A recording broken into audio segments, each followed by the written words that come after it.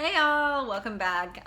It's been a while, but I just wanted to touch base because I had something kind of fun to put out there as opposed to politics. Because if you've watched any of my videos, you kind of know that when I sign off, I say goodbye or see you later or whatever in a foreign language. And it's because I love languages. I think they are fantastic.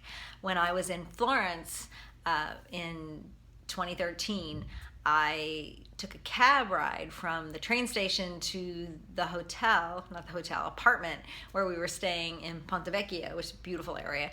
And the cab driver knew a little bit of English and I knew just a little bit of Italian, and we managed to have a really great conversation during that 15-minute ride.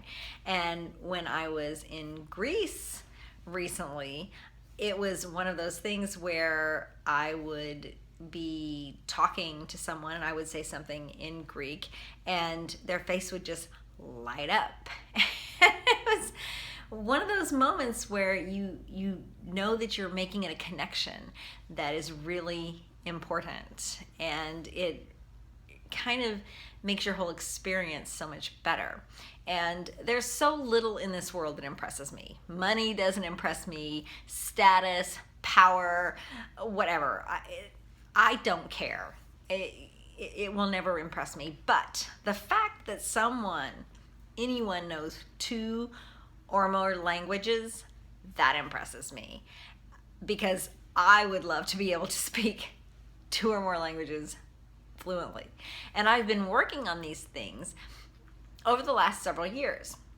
And it is a little disappointing to me and kind of amuses me in a way, but it's more disappointing when I hear people that I know say that people who come to this country should speak English and they need to know English, or when I see videos that are posted online that someone has recorded of someone being really nasty to someone who is speaking in a foreign language, saying, "Hey, you're in America, speak English." I don't get that. For me, I'm thinking, okay, well, first of all, these people may be visitors to this country and they don't know the language. And even if they're not, how is this affecting you negatively? It's not. And there are places in this country where people come, whether it's a Chinatown or some Hispanic or Latino areas, where you've got these communities where some people really don't need to know English. And that's not to say that if you're living in our country, it doesn't behoove you to know English. It absolutely does, because I think it makes your life easier if you have to go outside your communities and get help or whatever. But I'm not one of these people who feels like, oh, you come to this country, you have to learn English. I don't really care. I live in an area in Weehawken, New Jersey that has a pretty high concentration of Hispanic, Latino residents, as well as Asian residents. And what I love is walking around my neighborhood and I see signs in Spanish and I hear people speaking in Spanish. My apartment building I live in, there are Spanish speakers, there are Indians, there are Asians. I love that. I love the diversity of all of it.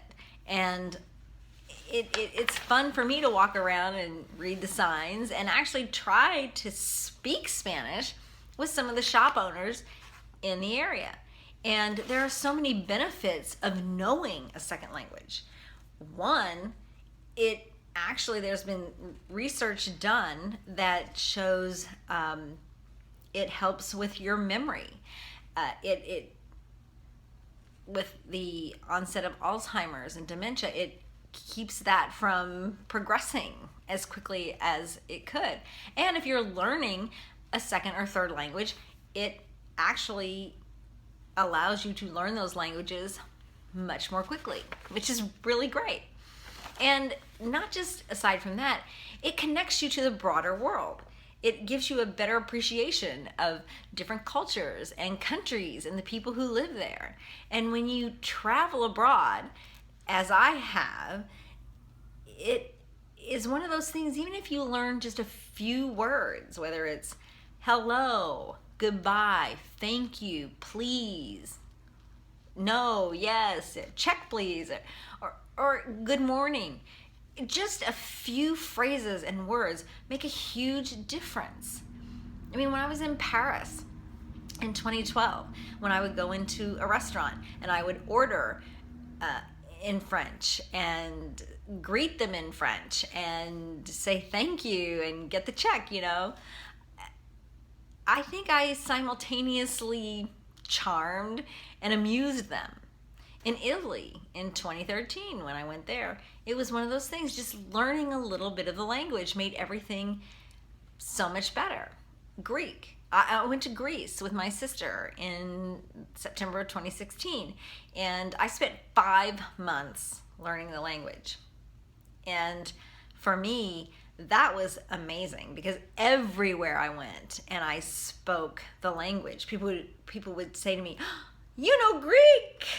Their faces again would just light up, and they would say to me, oh, you have the accent down.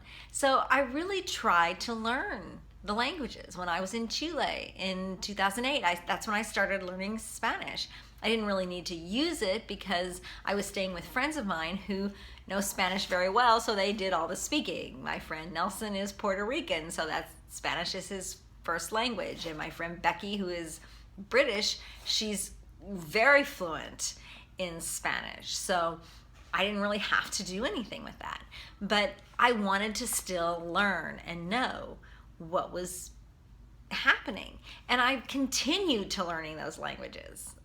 I got back from Greece on September 18th. And since then, I have been working on Greek and French and Italian and Spanish almost on a daily basis, because I will never be fluent probably in any of these languages, but I want to know the vocabulary. I want to know phrases. I want to be able to hear it. I want to be able to know and read it. And I read much better than I hear it.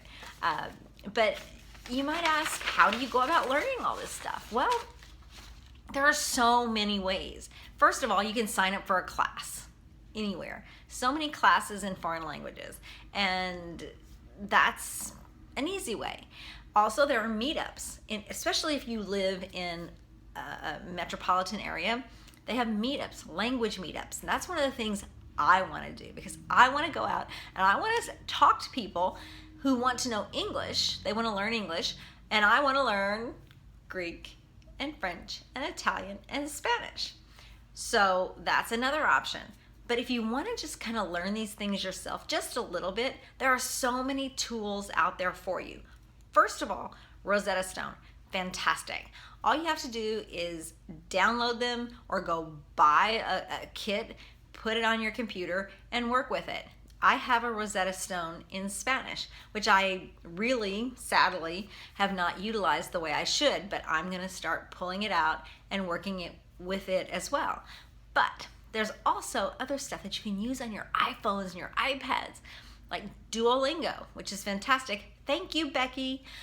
She connected me with this app, and this is what I use every day for the most part when I'm riding on the bus or on the subway, because I have my Italian, my French, and my French, Italian, and Spanish set up on it. And I can do 2 or 3 exercises in each language every day. And it takes about, 30 minutes to go through all 3, because I like to do 2 or 3 exercises in each language. And then with my Greek, on the Duolingo app, it's in the Greek alphabet, which I don't know.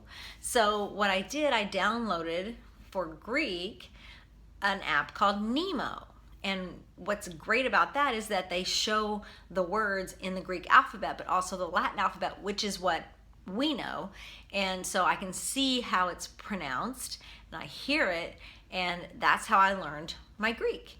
So these are all kinds of apps and online tools that you can use. But I also like to find pamphlets and newspapers and magazines that are in foreign languages.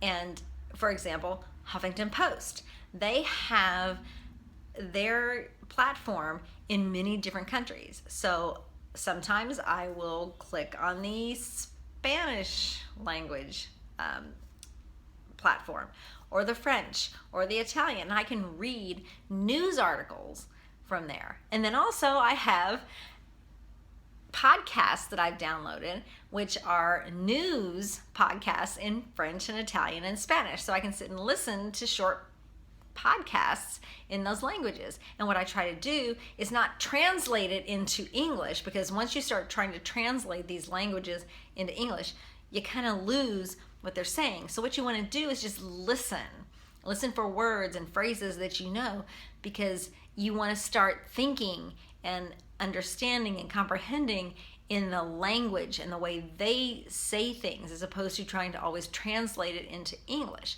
You want to get into the whole language of Spanish and French, or whatever it is you're trying to learn. So my thing is, if you want to learn a language, you want to travel abroad, find a country that you want to go to and start learning just a little bit of their language. It will make a huge difference when you go there, I promise. And it's so much fun, and it will make you just want to go out and learn more languages.